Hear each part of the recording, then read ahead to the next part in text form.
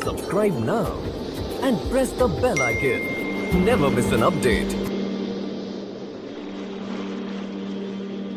ज़ुल्म जोर की तंद व तेज आंधियों ने पूरी वादी को अपनी लपेट में ले रखा था। इंडियन आर्मी का जुल्म सितम एक तरफ, दूसरी जानिब अखवानियों ने अवामुन्नास का सीना दो भर कर रखा था। बिलखुसूस नौजवान लड़कियों की जिंदगी अजीरन बना दी गई थी। उन्हीं दिनों आशिक अखवानी नामी एक दहशतगर्द ने मुझे बहुत परेशान कर रखा था, जिसकी वजह यह थी मैं सफापुरा हायर सेकेंडरी स्कूल में FA में पढ़ रही थी। आशिक खान की तरफ से मुझे गलत खतूत और इसी तरह के पैगामात मिले। मेरा एक कजन अफजल भाई भी इसी कॉलेज में पढ़ रहा था। मैंने उसको आशिक की घटिया हरकत के बारे में बता दिया। उसने कहा जब वो कॉलेज में आए तो आप मुझे बताना, मैं उसको सबक सिखाऊंगा। मानसबल झील के किनारे पर बने लड़के और लड़कियों के कॉलेज अलग अलग थे, लेकिन थे बिल्कुल साथ साथ। आशिक खान वहाँ पढ़ता नहीं था, अलबत्ता आवारा गर्दी के लिए अक्सर वहाँ फिरता रहता था। छुट्टी के वक्त जो ही हम गेट से बाहर आए, वो नामुराद उधर ही खड़ा था। मैंने वो खत उसके मुंह पर मारे और सख्त गुस्से से कहा, आइंदा तुम ऐसी हरकत की तो तुम्हारे लिए अच्छा नहीं होगा। वो कमबख्त अमीर बाप की बिगड़ी हुई औलाद था।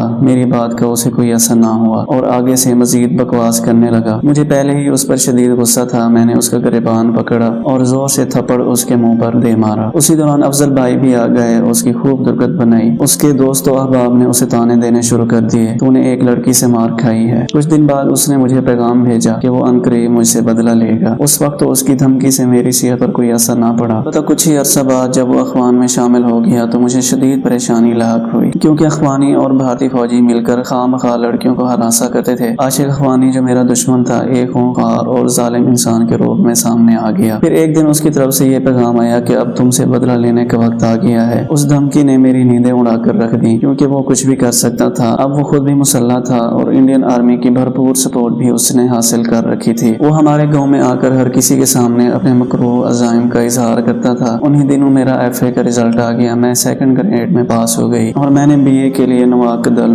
वुमेन कॉलेज श्रीनगर में दाखिला ले लिया। बड़े भाईजान अपने फैमिली के हमरा श्रीनगर में ही रिहाइश पजीर थे। मैं भी उन्हीं के पास रहने लगी। हफ्ते 2 हफ्ते बाद जब श्रीनगर से घर आती तो आशिक खानी के खतरनाक पैगामात मेरी नींदें उड़ाते रहते थे। वो लोग इलाके में दिन दहाड़े फिरते रहते थे। उन्हीं दिनों हवाओं के दोष पर यह खबर गश्त कर रही थी कि अजसबाजीपुरा में अखवानी मुजाहिदीन आए हैं। वो अनकरीब सफापुरा पहुंचने वाले हैं। मैं दिन रात अल्लाह ताला से दुआ मांगती कि आए अल्लाह अपनी तरफ से कोई निजात दहिंदा भेज दे जो मुझे इस जालिम के शर से बचाए। रफ्ता रफ्ता दुआएं असर दिखाने लगी। शहीदों और मजलूमों का खून रंग लाने लगा। सितम रसीदा लोगों को जुल्म भर के घटा टोप अंधेरों में उम्मीद और आस की जगमग करती हुई किरण नजर आने लगी। कश्मीरियों की अक्सर पाकिस्तानी मुजाहिदीन को अफगानी कहते हैं और जिन अफगानियों के किस्से इलाके में मशहूर होते हैं वो दरअसल मुजाहिदीन जैश मोहम्मद थे, जो इस वक्त हरकतुल अंसार के नाम से जाने जाते थे। वो बाजीपुरा के पहाड़ों में बैठकर दुश्मन पर झपटने के लिए परतोड़ रहते थे। साजिद जिहादी ने उधर ही एक बड़ा तरबियती कैंप कायम किया हुआ था। मकामी नौजवानों को झूठे बड़े गर्ज हर किस्म के असले की तरबियत दी जाती थी। उसी कैंप में अब्दुर्रहमान कंधारी जैसे शेर तैयार हुए, जिनका जिक्र आगे आएगा इंशाअल्लाह। एक दफा मैं श्रीनगर से घर आई तो मेरी बड़ी बहन ने मुझे ये हैरत अंगेज खबर सुनाई कि कुछ दिन पहले हमारे घर 4 अफगानी आए थे। उस वक्त हम लोगों ने पाकिस्तानी मुजाहिदीन नहीं देखे थे, इसलिए मैंने बाजी से पूछा वो लोग कैसे लगते थे। उन्होंने जवाब दिया वो बहुत खतरनाक नजर आते थे,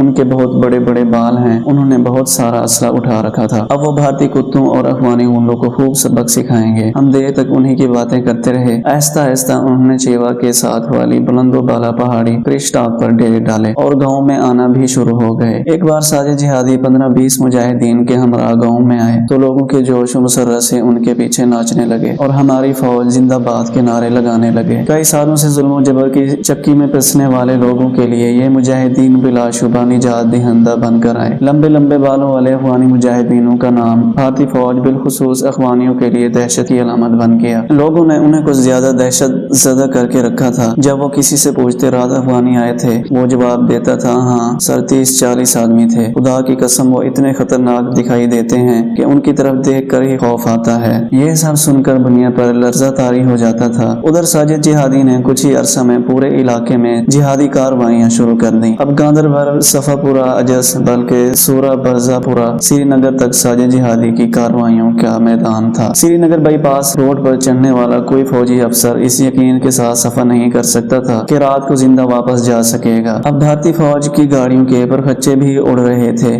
وہ بھی سرے بازار، جس کی تردید کی بھی کوئی صورت انڈیا کے پاس نہ تھی۔ ساجد جہادی شروع میں شہباز خان کے نام سے علاقے میں جانے جاتے تھے، لیکن بعد میں وہ استاد جہادی اور غازی بابا کے نام سے زیادہ مشہور ہوئے۔ وہ سر شام بستی میں آتے اور لوگوں سے ملاقاتیں کر کے انہیں اپنا ہم نوا بناتے تھے۔ وہ ایک سحر انگیز شخصیت کے مالک تھے، جو ان سے ایک بار ملتا وہ ان کا ہم خیال بن جاتا تھا۔ لہجہ اس قدر شیریں تھا کہ ان کی ہر بات سننے والے کے دل میں اتر جاتی تھی۔ رفتہ رفتہ وہ نوجوانوں کے دلوں کی دھڑکن بن گئے۔ لوگ انہیں دشمن کے بارے میں ہر طرح کی معلومات دیا کرتے تھے۔ وہ رات بھر علاقے میں گھوم پھر کر فیلڈ بنانے میں مصروف رہتے اور آخر شب جنگل میں چلے جاتے تھے۔ اس جنگل میں قدرتی طور پر کافی غار بنے ہوئے تھے، جو مجاہدین کے لیے محفوظ پناہ گاہوں کا کام دیتے تھے۔ اس کے علاوہ اس بلند پہاڑ سے سارا علاقہ نظر آ جاتا تھا۔ غازی بابا نے پورے علاقے میں بھارتی فوج کے خلاف بارودی سرنگوں کا جال بچھا رکھا تھا۔ پہاڑ کے دامن سے گزرنے والی سری نگر بانڈی پورہ شاہراہ پر آئے روز بارودی دھماکے ہوتے تھے۔ کبھی پریشر کوکر میں دھماکہ ہوتا تھا تو کبھی گیس سلنڈر کے اندر سے مائن بلاسٹ ہو جاتی تھی۔ پے در پہ بارودی دھماکوں نے دنیا کو خوف و ہراس میں مبتلا کر رکھا تھا۔ مجاہدین کارروائی کے بعد فلک بوس پہاڑ کی وسطوں میں گم ہو جاتے تھے اور انڈین آرمی زخم چاٹتی رہ جاتی تھی۔